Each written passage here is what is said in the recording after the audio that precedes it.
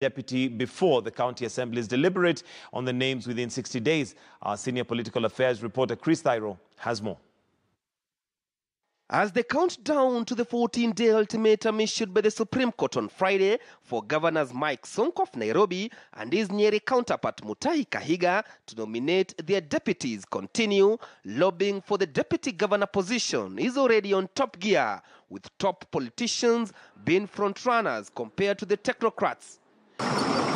In Nyeri County, at least 7 individuals have shown interest to deputize Mutahi Kahiga. Among the front-runners are former Nyeri Women Rep Priscilla Nyokabi, former Nyeri Governor Ambassador Samuel Wamadhai, former Nyeri Senator Mutahi Kagwe, who had shown interest for the Nyeri gubernatorial seat but failed to clinch the Jubilee ticket, and the Water Services Board Chairman Wachira Kin, widow to the late Governor Wahome Gakuru Catherine Wahome, and businessman Githinji Kinyanjui. We are right in the mix of that matter. We are trying to look around and holding discussions here and there just to see how to move forward. And so in due course we will be unveiling who will be our deputy governor.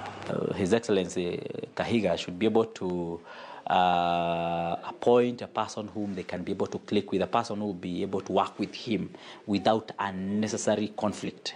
As you can see, the County Assembly of Nyeri has been able to check the county government.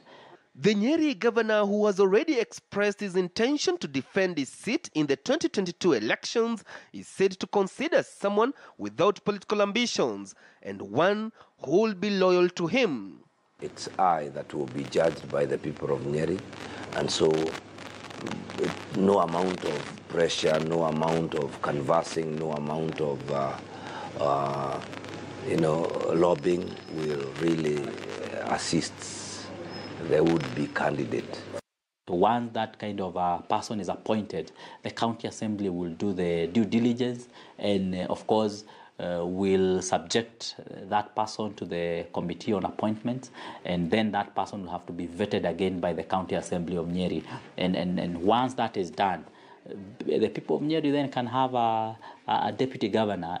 But Nyeri County Senator Ephraim Maina says he will push for amendments to have deputy governors elected by the electorate in case the seat falls vacant. In the end of the day, nobody should acquire power through any other means than through the sovereignty of the people. Nairobi County is also on the spotlight after Deputy Governor Polycarp Igathe resigned in a half. Some of the names being floated within the corridors of City Hall include a former Nairobi Women Rep aspirant on a Jubilee ticket, Karen Nyamo, former Nairobi Town Clerk John Gakwo, business lady Agnes Kagure, former Starehe Member of Parliament Bishop Margaret Wanjiru, nominated Senator Millicent Omanga, and Iala MP Simon Bogwa. ODM, and members of the county assembly from the minority side indicate that they are ready to vet anyone who will be nominated by Governor Mike Sonko. Kama hizi mtu lambaya ametimu tutapatia tu kasi, kama hajaitimu hata kama yeye ni mtu wetu bado tutasema tu wewe hujaitimu.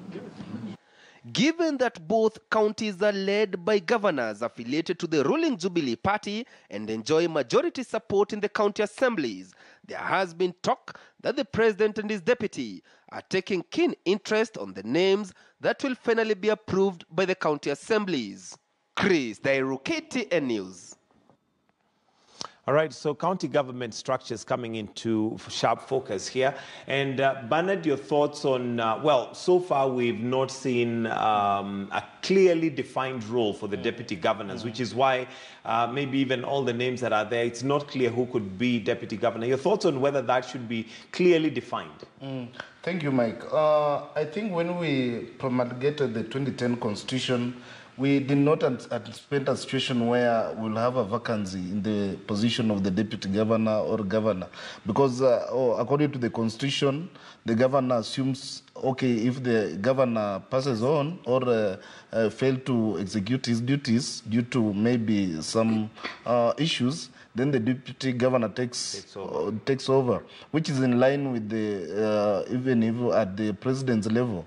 But now we didn't anticipate a situation where these vacancies of the deputy governor will be filled. And it's something that we need to cure as a country, because it leaves the country in a situation of limbo and confusion, without really knowing what to do. But as much as the deputy governorship position is concerned, it's my hope that maybe as governors, they need to designate some responsibilities to the deputy governor, so that it does not just sit there as a ceremonial, But shouldn't that be clearly defined, so that it's not even up to the governor it should be defined, but the position of the deputy governor should not, like, say he's going to hold this and this portfolio in the constitution.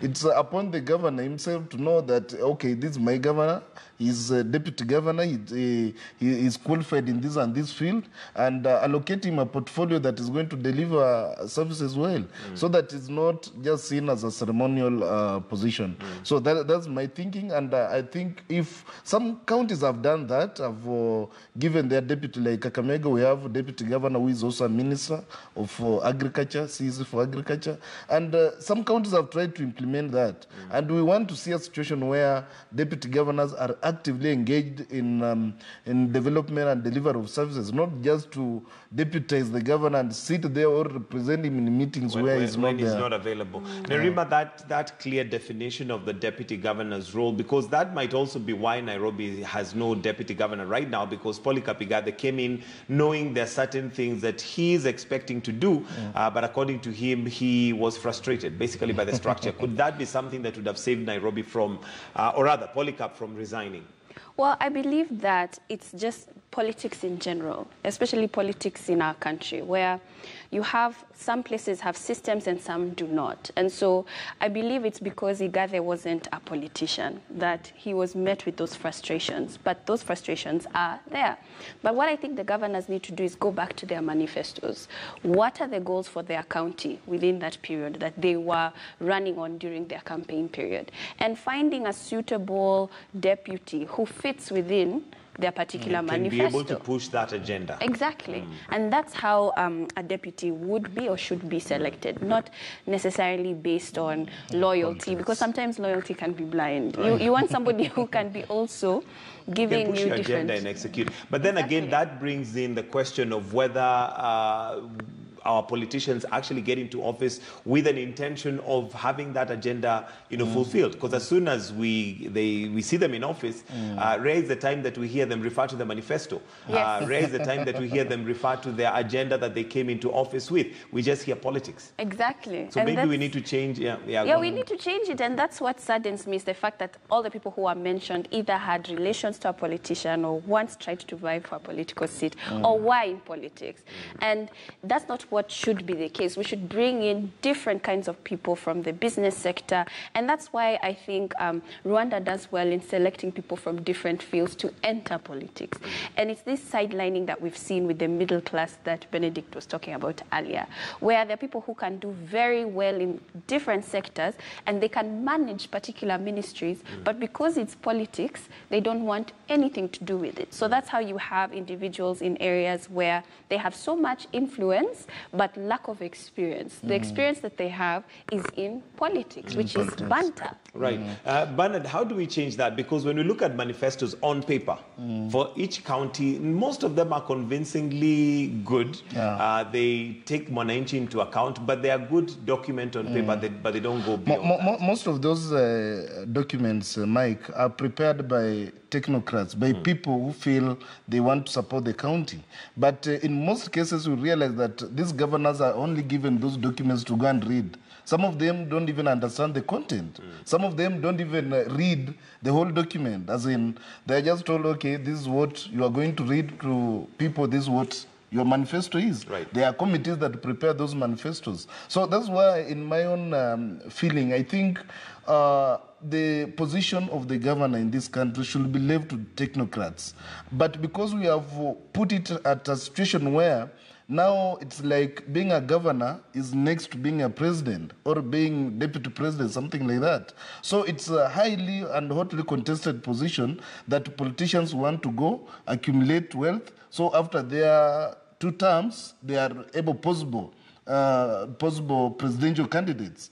We have seen the likes of Joho, Paranya, and others now saying they are going to run for presidents because they feel they are now at a position or at a state where they can manage the affairs of the entire country. And that's where we go wrong as a nation. Because when somebody is put at a position where he's supposed to serve the interests of his county or her county, he develops or she develops other ambitions and forgets the people that put him in that office. So governor position should be left to technocrats. To technocrats. People who understands the implementation of the manifestos, people who understand the contents of the manifestos and what they want to do. Politicians should stick to Senate, MP, and those kind of things, representation. Well, because governors don't make laws. You, the electorate, are the ones who put the people there. And unfortunately, with our Kenyan politics, the one who can shout loudest, the one who can shout the most, probably is the one who's likely to win. In fact, the one who can bully people the most seems to be the one who will win. But anyway, there you go.